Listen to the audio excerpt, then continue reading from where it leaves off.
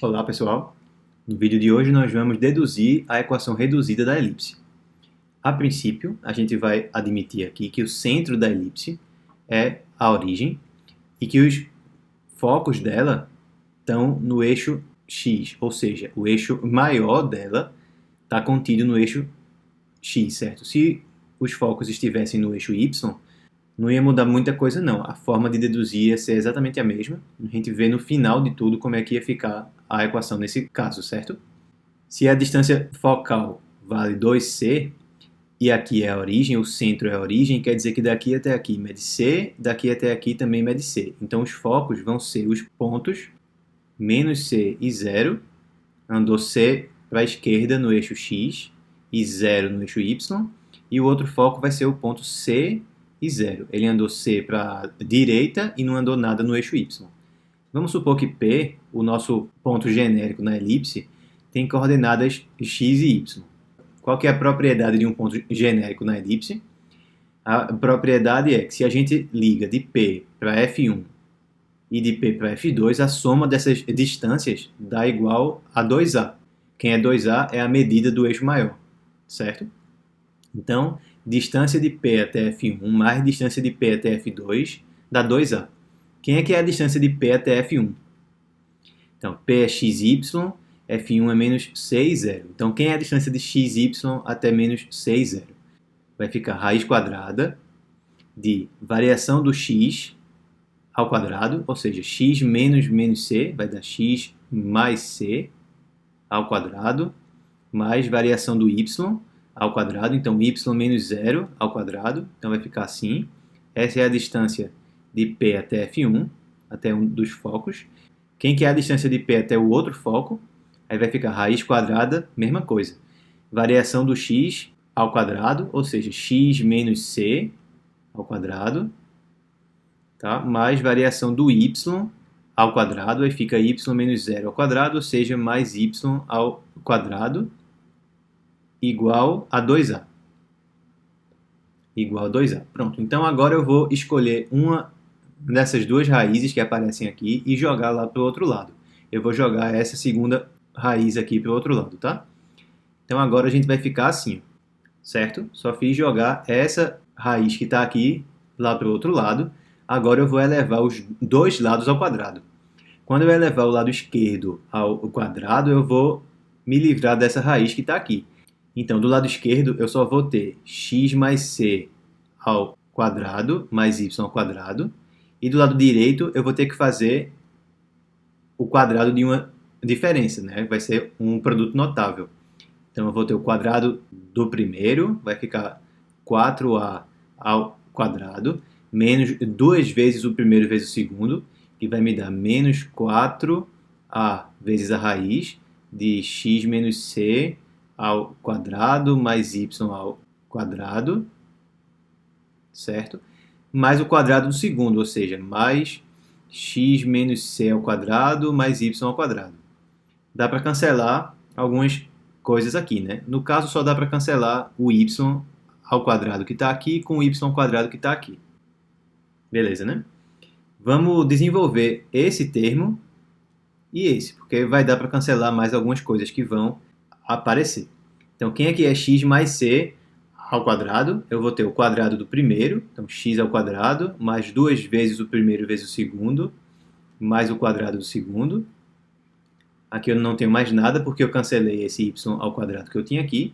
Aí vai ficar igual ao quê? A 4a ao quadrado, menos 4a vezes a raiz de x menos c ao quadrado, mais y ao quadrado. Beleza?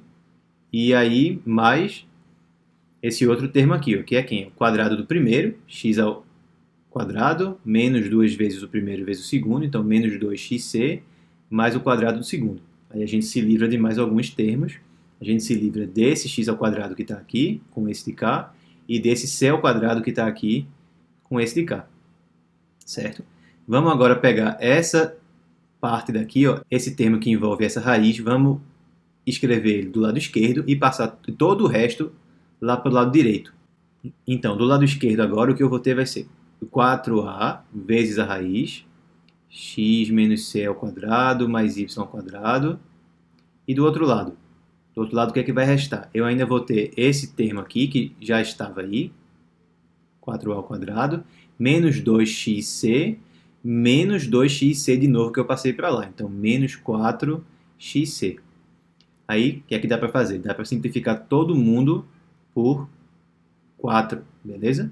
Então, a gente vai chegar agora a A vezes a raiz de x menos c ao quadrado mais y ao quadrado igual a ao quadrado menos x vezes c. O que é que eu vou fazer agora? Adivinhou? Eu vou elevar mais uma vez ao quadrado. Então, do lado esquerdo, se eu elevar ao quadrado, eu me livro da última raiz que eu tenho. Então, a gente vai ficar com a ao quadrado vezes o que está dentro da raiz, que é x menos c ao quadrado mais y ao quadrado.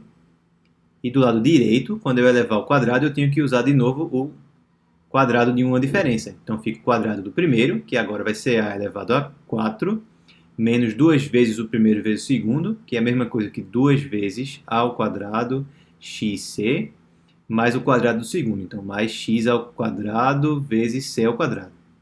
O que é que dá para a gente fazer com esse termo aqui que está dentro dos colchetes? Dá para a gente desenvolver. Então, a gente vai ficar agora com a ao quadrado vezes quem? Quem é que vai aparecer aqui? Nesse pedaço eu tenho o quadrado do primeiro, então x ao quadrado menos 2 vezes o primeiro vezes o segundo, menos 2xc, mais o quadrado do segundo, mais o y ao quadrado que já tinha ali também, igual a elevado a 4, menos 2 ao quadrado xc, mais x ao quadrado c ao quadrado. Vamos distribuir esse a ao quadrado aqui agora. Então, a gente vai ficar agora com a ao quadrado x ao quadrado, menos 2 ao quadrado xc, mais a ao quadrado c ao quadrado, mais a ao quadrado y ao quadrado, igual ao que já tinha do lado direito. Só vou repetir. Então, a quarta menos 2 ao quadrado xc, mais x ao quadrado c ao quadrado. Que mais que dá para cancelar? Ó, dá para cancelar esse termo com esse aqui. É uma maratona, mas a gente já está chegando quase no final. Agora, eu vou deixar do lado esquerdo tudo que envolver o x e o y, e do lado direito tudo que não envolver essas duas variáveis, tá? Então, quem é que eu tenho aí multiplicando o x ao quadrado? Eu tenho nesse pedaço a ao quadrado vezes x ao quadrado, e do outro lado eu tenho x ao quadrado vezes c ao quadrado. Vou jogar tudo para o lado esquerdo e botar o x ao quadrado em evidência.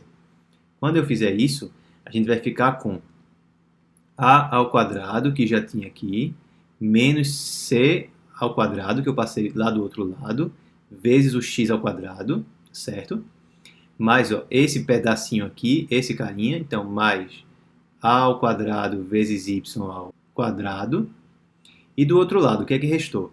Esse a elevado a 4, que já tinha aqui, e ainda tinha esse outro termo, esse a ao quadrado vezes c ao quadrado aqui. Então, eu vou passar para o lado de cá, então menos a ao quadrado c ao quadrado. E aqui, para finalizar, eu posso botar o a ao quadrado em evidência. O que é que vai restar? A ao quadrado vezes a ao quadrado de novo, para ficar a elevado a 4. E aqui fica menos c ao quadrado.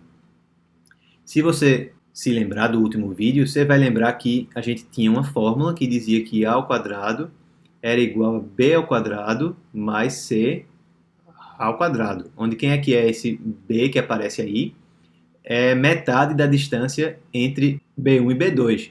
É a distância entre o centro e um desses vértices aqui, os extremos do eixo menor da elipse. Tá? Então, o B, no caso, seria isso aqui. Tá? Então, esse termo que aparece aqui é o b ao quadrado, certo? E aqui é a mesma coisa. Então, a gente ficou, na verdade, com b ao quadrado x ao quadrado mais a ao quadrado vezes y ao quadrado igual a ao quadrado vezes b ao quadrado. O que é que eu vou fazer agora? Eu vou dividir todo mundo por a ao quadrado vezes b ao quadrado. Então, agora, finalmente, a gente vai finalizar. Se eu dividir esse termo aqui por a ao quadrado vezes b ao quadrado, vai cancelar b ao quadrado com b ao quadrado e vai ficar só x ao quadrado em cima sobre a ao quadrado aqui embaixo. Mas, se eu dividir agora esse termo aqui por a ao quadrado b ao quadrado, vai cancelar o a ao quadrado daqui com a ao quadrado de cá, e o que vai restar vai ser y ao quadrado em cima e um b ao quadrado embaixo. E do lado direito, como eu dividi tudo por a ao quadrado b ao quadrado, aqui só vai restar 1. Pronto, maravilha. Chegamos na equação reduzida da elipse. Uma elipse que tem centro na origem e que tem os focos no eixo x. O eixo maior está contido no eixo x. Se os focos estivessem contidos no eixo y, ou seja, se o eixo maior tivesse contido no eixo y, então só era a gente trocar os papéis de x e de y nessa equação. Ao invés de ficar x ao quadrado sobre a ao quadrado mais y ao quadrado sobre b ao quadrado, ia ficar x ao quadrado sobre b ao quadrado mais y ao quadrado sobre a ao quadrado igual a 1. Beleza? É só se lembrar o seguinte, ó, quem é que é o semi-eixo maior? É o A. Se a elipse está nesse formato aqui, se o eixo maior está no eixo x, então o A tem a ver com o x, então o a ao quadrado fica embaixo do x ao quadrado. Se por acaso a minha elipse tivesse esse formato aqui, então agora o eixo maior está contido no eixo y, certo? Então o A, o semi-eixo maior, a medida do semi-eixo maior tem a ver com y. Então nesse caso, o a ao quadrado vai ficar embaixo do y ao quadrado, tá certo? Nesse caso aqui a gente costuma dizer que a elipse está deitada, enquanto nesse caso aqui a gente costuma dizer que a elipse está em pé. Beleza, pessoal? Então espero que vocês tenham gostado desse vídeo. Um grande abraço e até a próxima.